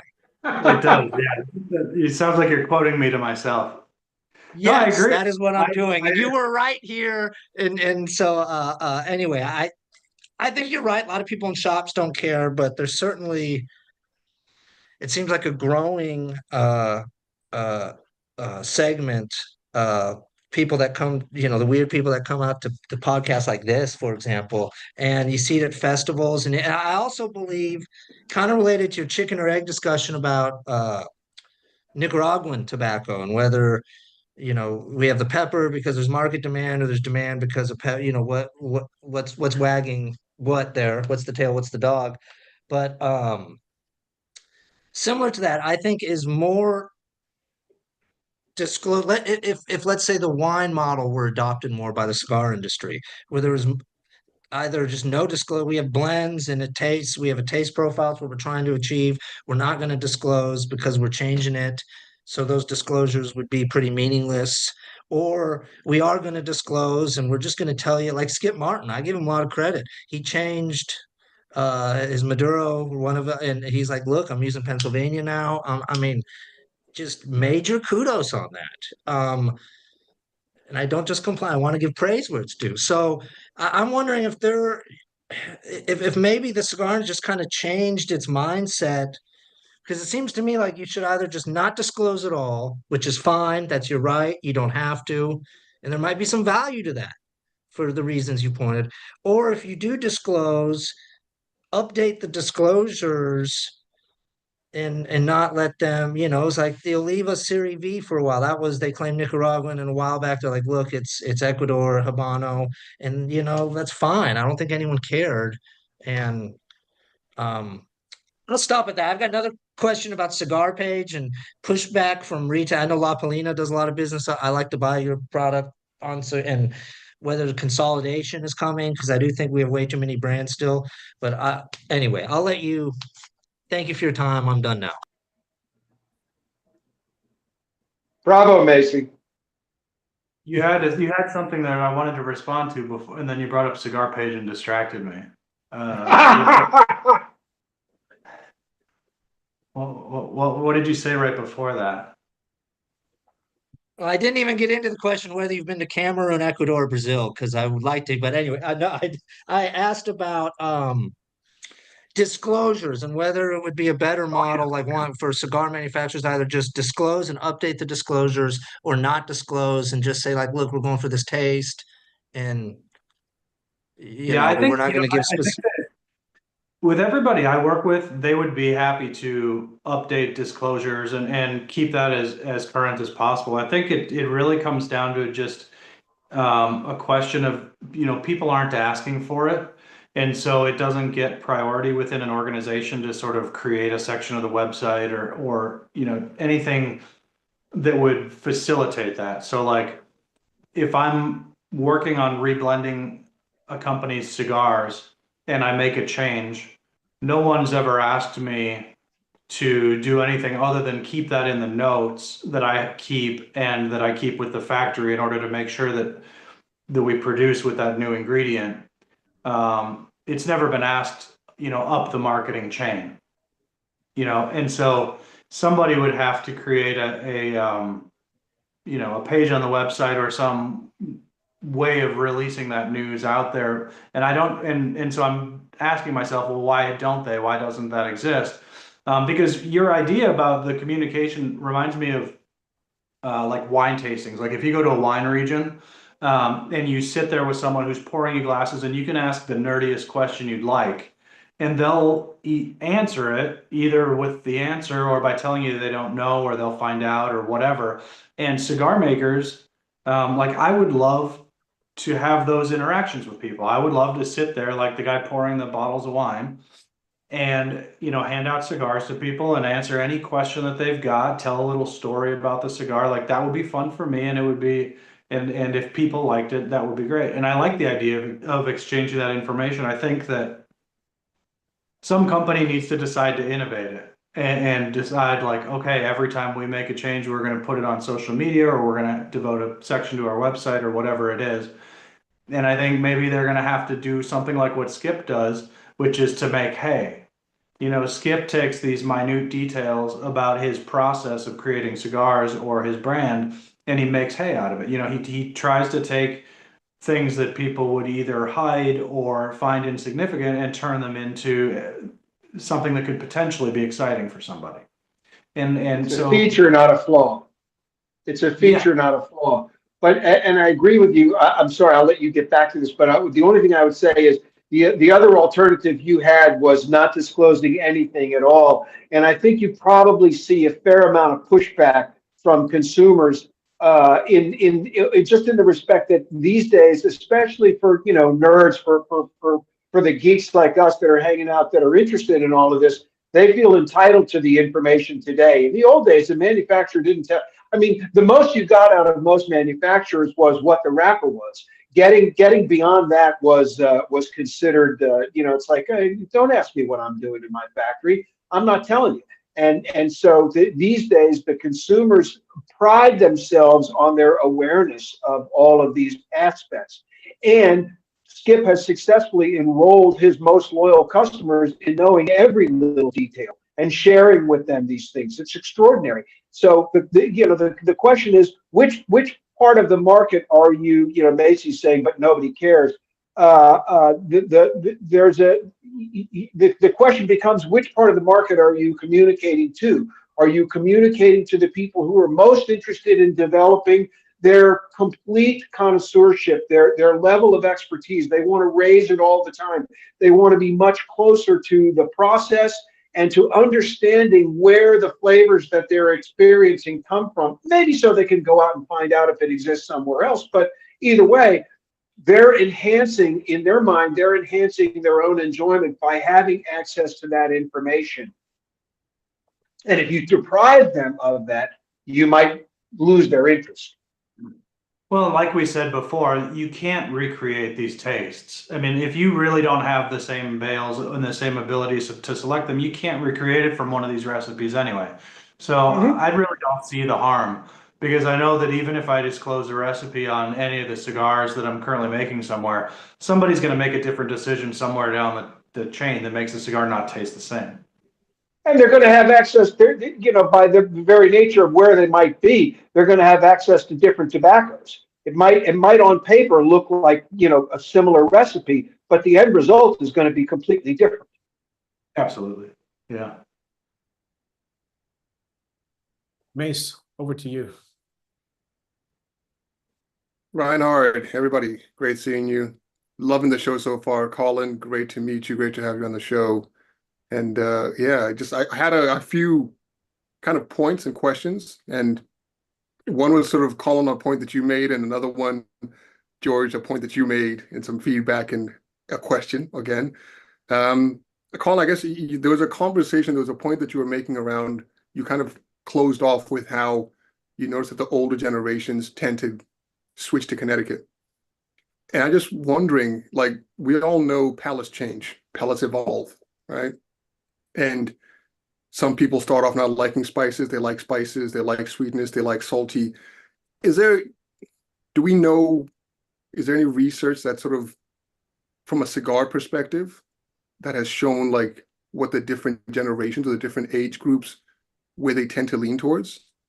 Is that something that we know? Has that ever been conducted to say, like, the 20 to 30s prefer the sweeter, spicier cigars, and the 30, you know what I mean? Is that something, because we all know palates change, but do we actually know? We can close off and say that the older generation like the Connecticut's, they like that profile. What about the middle? What about the 20s to 30s, 30s to 40s, 40s to 50s? Like, is that something that we know anything about, or is it just such a mixed bag? It's all over the place. I won't say that we don't know about it, but I don't know about it. I've never seen any research about that. It's possible that it exists out there, but I haven't seen it. I will tell you, though, there are some interesting things that you can see that aren't around age, but they're around geography. And so you'll definitely see that there are different taste preferences in different geographies, and a lot of that has to do with altitude. So one of the things that you'll notice is that at higher altitudes, your ability to perceive taste is reduced. Now, coincident with that is that there is less oxygen in the air up there, and that may be the cause, or it may just be a coincidence. If you get down to sea level, cigars that you thought weren't flavorful at all at 1,000 feet all of a sudden become very flavorful and satisfying. So that's why you're going to find people in, let's say in the Dominican Republic, smoking Connecticut cigars that you wouldn't be able to taste in Denver, but they seem beautiful and balanced and complex in Santiago or Santo Domingo, which is right at sea level. So altitude makes a big difference for sure. That you can any person can experience that themselves, but then it does seem that there are different taste preferences in colder places and in warmer places. That one is a little bit harder for me to put my exact finger on, to make as clear of a demonstration of it as the altitude thing. The altitude you can perceive, and people who get to a certain age tend to ultimately end up with Connecticut's, but the rest of it is uncharted territory for me. I can't make any wild claims about the rest of human I think society. on that point though, the altitude bit, I'm gonna link that in with the fact that it's been proven simply because of flights and how the catering for airplane food has to be a little bit saltier potentially, and because the altitude, as you're absolutely right, it does make an impact, it does make a change. So I fully agree with that. But it would be interesting to see whether, yeah, and it's interesting to talk about the cold and the warmth, because yeah, I'm not sure. I haven't experienced that, so that's a good point. But no, that's really cool. Thanks for that feedback. I guess, George, back to your point, you mentioned about the impact the publications have on people's taste profiles, and I'm just going to come out and say it. Being in the UK, listen, I can read all the publications, and I can sit here salivating about what's going on and what you guys are getting access to in the US today, tomorrow, and I'm like, damn, yeah, I want to try that. Yeah, they're talking about this wrapper. The reality is, I think it's dependent again on the geography of where you are, because ultimately in Europe, we can read about it, but we might not get that cigar for 6, 12, 18 months. And so I kind of feel, yes, it does have an impact in terms of what I want to get, what I want to taste, what I want to get my hands on. But I think it comes back down to, for us in these markets, and Ray and whoever else is in these European markets, Ian can maybe talk to more about that. But I kind of think the publications have an impact on leading us towards what we want to try and get our hands on and get a flavor for, get a taste for. But sadly for us on the ground, it's all about what we've got access to. And so we're maybe behind the curve a little bit in terms of that and getting our hands on quick access to the newest things, because publication X has said this is great, or this profile. And so now this wrapper that is the thing to try, Mexican, San Andreas, whatever. I personally don't think that's the case in Europe and other markets where they're slower to get those tobaccos. But it's a valid point. I do think publications have an impact where people can get access to that cigar that's being talked about right then and there. But yeah, I think it's a good point. Where you can get it, it will impact you. It will drive you to it. It's marketing at the end of the day. It's advertising. Why wouldn't you want to try it? Why wouldn't you want to then have an opinion? And why wouldn't you want to then say, hey, this is my new favorite? Just so happens to coincide with that publication. Whereas in Europe, the publication and the reality of us getting the cigar, yeah, it could be months apart, maybe even a year apart. But yeah, that was my two cents on that. Colin, thanks for the feedback. George, over to you. Welcome to the world of the American consumers who were frustrated at what was happening in Havana and how it drove global cigar fashion for a long time. I mean, if you think about it, I believe that that's one of the things that drove the obsessive embrace of cigar aficionado back in the dawn of the cigar boom, was that finally there was somebody who was objectively evaluating what was happening and talking about the personality and the quality differences in these cigars that were monolithic in their establishment as the bar setters, if you will, for tobacco greatness. And much to Habano's chagrin, one of the things that happened is that the larger world of consumers began to evaluate what they were being offered on a regular basis, and easy availability versus the holy grail, of the great Havana cigars of that time. In other words, a lot of that has changed now. In other words, the modern Havana's marketplace has nothing to do with the information-starved 80s and early 90s. But the thing is that what was being offered and how it fit into a global picture of cigar excellence shifted, because a wider segment of cigar population than just the United States market got the ability to compare the efforts of cigar makers like Jose Orlando Padron and the Fuente family, and they said, oh my God, these things are extraordinary. Now, were they, look, you can't make a wine in California have the same flavor characteristics as a great Bordeaux or a great Burgundy, but you can have an evocative personality. You can have similarities. And there were, one of the things that drove cigar makers as a community in the dawn of the boom was trying to achieve some characteristics that were similar to what was considered the upper pantheon of Havanas at that time. We are now 10 times more sophisticated than that.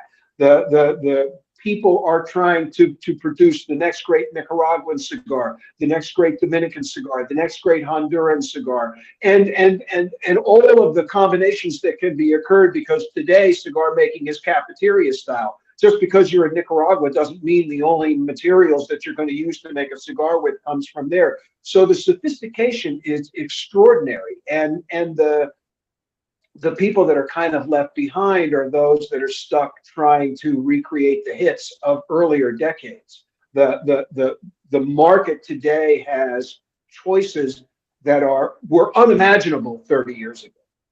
and we're all the better for it. And that's one of the things that cigar media drove awareness of and recognition of, and successfully created some comparative standards, even if we were employing different vocabulary at different times, and that the people we were speaking to. In other words, the challenge of the cigar journal in creating an interest in various brands was completely different than what Cigar Aficionado might have been doing, because of the differences on the ground in the marketplaces that are considered. In other words, it's a breakthrough to get someone who has grown up smoking Havana cigars to recognize the superior qualities. And I don't mean that in the sense of, but that the recognition that these cigar makers deserve being evaluated on the same stage as the Havana makers back in the day. Yeah, and I Oh, have to sorry, agree with Colin. you a little bit, or just add something, because I made a comment before about going to the cigar producing countries and being one of the first journalists that they had seen. The only people that they had seen before, and it was notable, were James Suckling and Gordon Mott, who were both at Cigar Aficionado. And so we may look back on those early articles and those early explorations of Pinar del Rio and Esteli and things like that, and they may look really rudimentary and entry level to us today, but they were pioneering at the time, and they were the first. It was the first popular media where you were really exposed to the cigar maker or the tobacco grower in the same way that you would have been exposed to them. Sorry about this. I have too many devices going. In the same way that we were exposed to winemakers or whiskey makers or leather workers. They were pioneering, and they made a real contribution to shifting the way that cigars were looked at in popular culture. Agree. Just a final one. I'm gonna put this to Colin, you and George. Just when we look at the blends that are out there, and look, it's a bit of a tough question to answer, but I'm gonna ask it anyway. You look at the blends, and my God, can you make a blend from various variations of leaves and wrappers, binders, all the different countries in the world? Is there something that you guys look at and think, you know what? I'd love to see this wrapper with that binder and this filler. Or is there some combination, something that you kind of think, I'd love to try that cigar. I'd love to try a cigar with that kind of a blend with these favorite leaves of mine that I have tried, but actually in one combination from maybe even a particular blender, master blender that they could make something amazing out of it.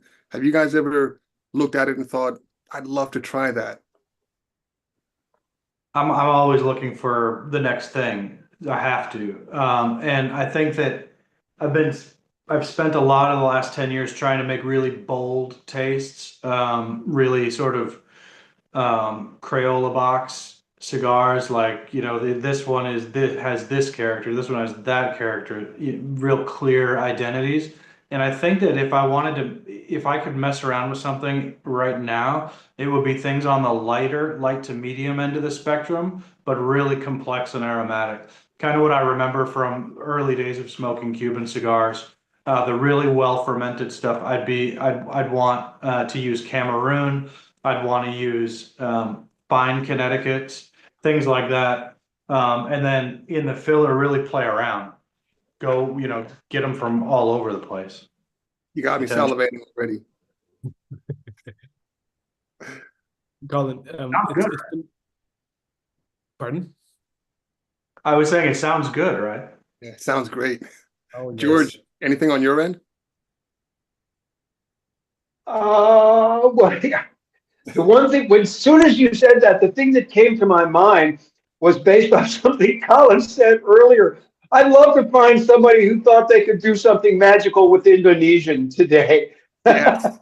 I think that Brazil has already sort of snuck back into the conversation in a way that it hasn't been since the 70s and maybe the early 80s, when there were some changes made in both in cultivation and in fermentation. But I I think we've got this extraordinary time in front of us. You have great cigar makers who are now a little bit mobile, who are going to different places. In other words, you've got Dominican guys that are showing up. Manolo Casado was a pioneer and going to Nicaragua and creating what I thought was a Nicaraguan cigar that had a Dominican personality, if you will. So and I'm so excited to see the things that Carlito's going to do in Nicaragua. But the thing is, there's this unbelievable array of choices that are available to us now, where cigar makers are going different places and discovering different kinds of tobacco and the things that they have to offer, and how to exploit those flavors. And listen, I call him the Wonder Boy, even though he's not a boy anymore. But Ernesto is the mad scientist. He's always the guy that's going to come up with the next thing, the tobacco that came from this place that nobody had thought about or people had ignored, and he puts it into a blend, and boom, you get this flavor. And it's like people stand around and go, where the hell did that come from? How come we've been missing that? And there it is. And then the thing is that what will happen is a bunch of other people are going to go in and go, yeah, well, we can do that too, but we have our own spin on it. And that's the beauty of the marketplace that we're in right now, is that we have all these different talents that are looking at it. And to some degree, what we have to continue to foster by accepting and recognizing the originality of some of these efforts is that even though these great cigar makers mostly have the same range the same available palette of tobacco to choose from. In other words, they're not limited anymore. These things are you're seeing factories in Nicaragua employ different, besides having used all these Ecuadorian wrappers, they're looking at tobaccos from other countries. You're looking at extraordinary combinations of Honduras and Nicaragua, which have sneaky been around before, but not recognized as such. And now you fold in Dominican tobacco in the same way backwards. In other words, the Dominican and Honduran tobacco showing up in Nicaragua, in the Dominican Republic, and they're making these new blends. All of this is there, and there's so much potential for it, as well as the fact that you have more people, more master growers who are able to take a seed type and put it in a country, and all of a sudden we have a wrapper, and for better or for worse, that's an identity that gets conferred on a cigar. In other words, you can have San Andres wrapper on cigars from the Dominican Republic, from Nicaragua, from Honduras, and from Costa Rica, for that matter, and they're going to produce completely different personalities. But people are exploiting the same aspects of what San Andres offers as a component of a blend. And these things are out there. There are more possibilities opening up to us, and there is a community of highly skilled cigar makers today that are doing remarkably creative work. Unfortunately, the marketplace doesn't necessarily embrace all of the innovation. People always say they want something new, but yet what they buy is what is reliable and repeatable and trustworthy. So sometimes these things that are innovations, either in terms of a new tobacco or a new combination, aren't necessarily met with the kind of success that commercially, in other words, sell through initially that we would hope for. And so it takes a while for something to, actually find its footing and have people go, oh my God, here's something we've overlooked, and let's try. And it inspires other people to take a pass at the same creative combinations. Sorry, that was the dollar answer to the 5-cent question. Now, thank you for that so much. Just really one final question for me. I'm going to put this out there, and this is probably to everybody else as well. Something that I've noticed, I wanted to get an opinion on it, is we do this yearly thing where everybody's coming out and they're talking about their best cigars, which is fine. It's great. It's the cigars for the year, your top 25, your top 20. What are the thoughts on, I can appreciate somebody saying that the number one cigar is, a cigar that came out 8-10 years ago. what's the thoughts on, I know that cigars that came out, I'm smoking one now that's probably 14 years old, and I'm sat here like, wow, it's just hitting different. It's a 14-year-old cigar, but it's got some flavors. It's just ticking all the boxes. What's the opinion or everybody's, thoughts on, actually, you know what? It's fine. You can rate that cigar that's 14 years old and you can make it your number two cigar. But actually, you probably got to be able to say, what's the difference from when it was first released to why now you're saying it's a number one cigar or number two cigar?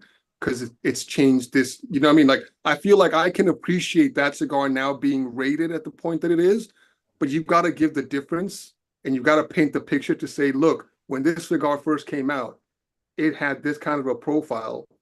Over the years, it's evolved. The reason that we're now putting it here is because actually it's changed and evolved so much.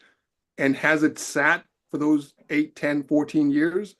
Or is it, I don't know, it's just something I had a question. And this is for everybody really, Reinhardt, everybody just, I kind of have an opinion where I say, I don't have an issue with it, but you gotta give a bit more context to why are you now coming in and saying this 10-year-old cigar is number two in the world or number one for you?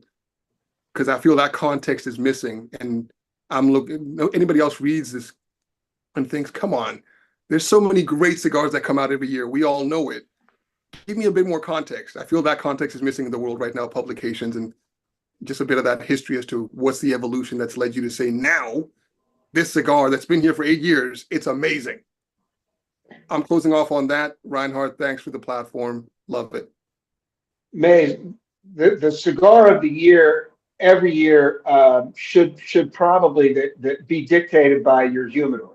In other words, your humidor is your best friend in terms of coming up with your own personal cigar of the year. It's what you choose to age, and it's what you choose to keep that long. The problem with saying that the cigar of the year for media in general is a 10-year-old or a 15-year-old cigar that's been aged for that length of time, is that nobody has access to that, so that experience isn't repeatable unless you happen to have been smart enough to buy X cigar back then.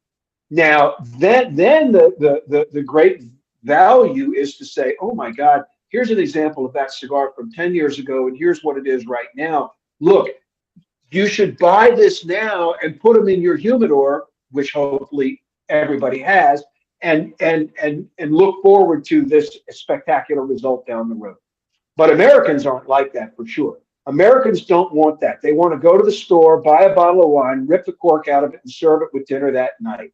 They want everybody to do all the aging for them. They want, I want an age statement on my whiskey. I want an age statement on my wine. And I want everybody else to have done all the work and waiting. I want to buy it and enjoy it right now. And that makes sense. I'd love it if somebody would do all the work for me. Yeah. That sounds great. It'd be great if all these things were just available, ready to drink, rather than having to buy a wine and then sit on it for 10 years before you can open it up, right? I mean, there's a convenience factor that I can't deny. Sounds appealing. But at the same time, if that's not how the products are offered, then okay, you do have to accept that you have to do your own aging. I mean, I think it's difficult. Like, there's, at first when I was listening to your question, I took it a little bit differently. The idea that only new cigars would be considered for the top cigars of the years was originally how I heard it. And I understand practically why that can make a lot of sense for a magazine to only use new cigars, because they're top of mind. It's what manufacturers want to promote, and it's a smaller number, so it's easier to manage. But the best cigars I'm going to smoke this year, very few of them are going to be brand new cigars. When you add the added complexity of something that's been aged, yeah, I just think it becomes impractical because it's very difficult to replicate.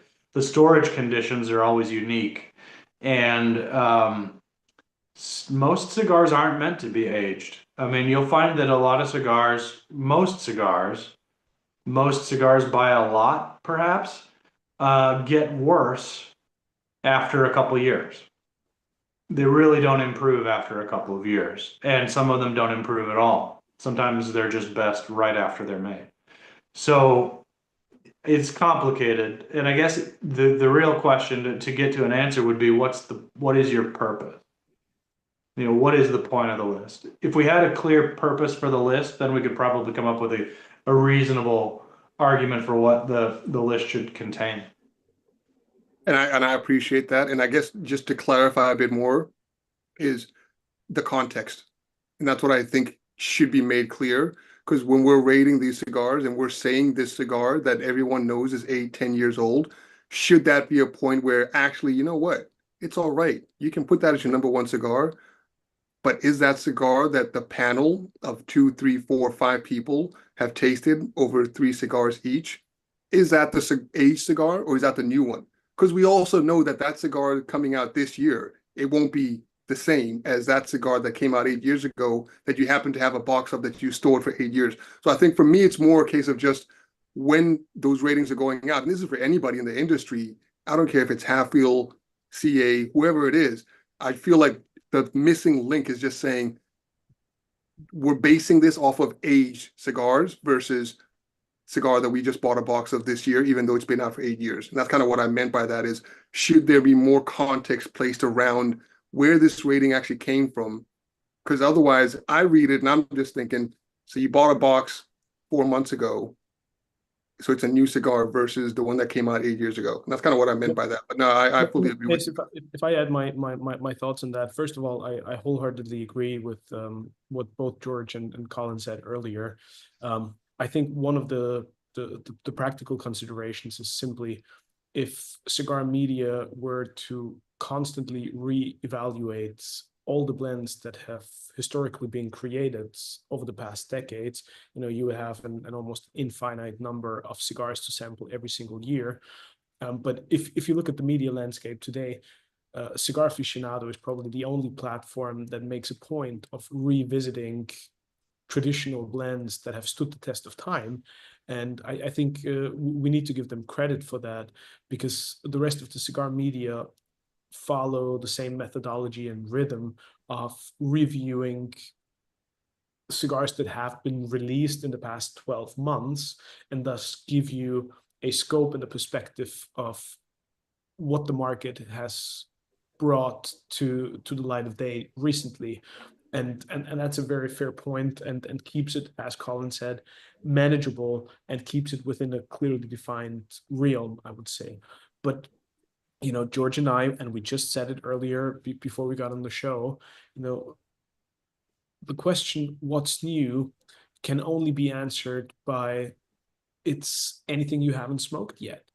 And with the industry having fallen into the trap of constantly chasing the next new cigar, the next limited edition, of course, because also there's varying stocks of inventory and different raw materials at everybody's disposition, you almost have to constantly try to innovate and reiterate and bring new renditions of your portfolio. But when you look at the market at large, the brands and the manufacturers that have been the most successful are the ones who managed to build out a very strong core portfolio of blends and brands that have stood the test of time. And there's a reason why after 40 years, people are still enjoying their Don Carlos's and their Hemingways, because they've always been consistent and delicious. And yes, there might be evolution throughout the decades, and that's why I think it would be very interesting to have a certain review category or a certain list where you say, okay, let's revisit, if available, a Don Carlos from way back in the 90s, maybe one in the mid 2000s, and one that just came out in a box last year, and see how that evolved. But to keep it very short and simple, I think we as a cigar industry and cigar enthusiasts just should not overlook the beauty and the magic of blends and brands that have stood the test of time. And we should definitely make a point of revisiting some old classics, like certain Ashtons that's been on the market forever, JC Newman cigars that have been there forever, the Fuentes, and the Padrones, and many others that are not going to be any less of a fantastic cigar than the newest limited edition of a boutique brand that's only been on the market for 5 years. So if besides looking at the new and noteworthy and what's been released over the past 12 months, we can revisit some of these old tried and true classics, all the better, and we're all in for a joyride.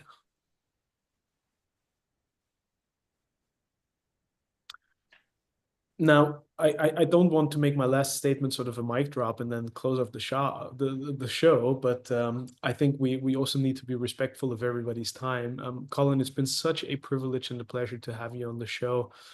Kudos to everything that you have built, and I'm very curious to see how your work is going to continue inspiring the industry. One quick final statement, and maybe you can make it a short answer.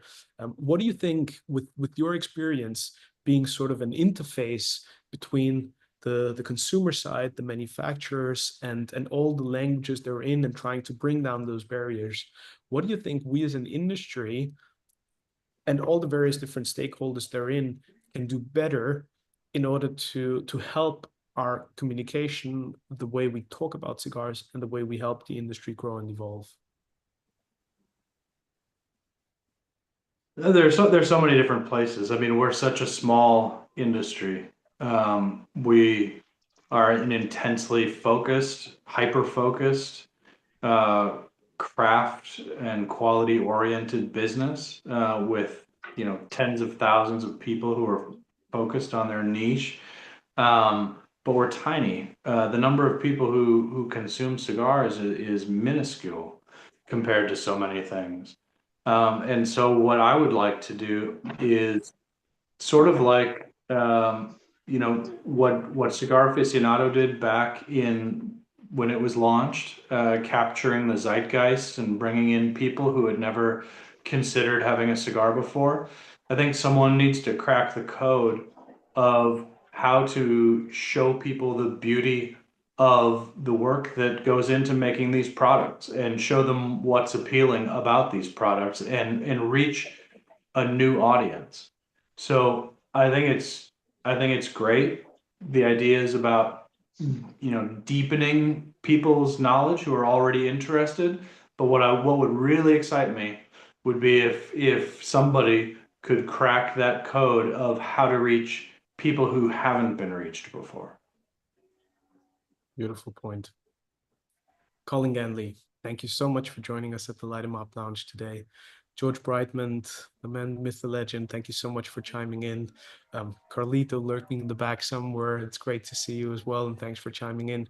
Mace, Macy, everybody who chimed in, it was wonderful to have you. Thank you so much for joining us today. We'll see you all next week, same time, same station. Until then, be safe, be well, light 'em up, and we'll see you next Wednesday. Cheers, everybody. Thanks very much, Reinhard. Great job. Thank you, everyone. Great show. Oh, great hearing you. Very Great hearing excellent, you. very high quality show. Great patience of annoying guests.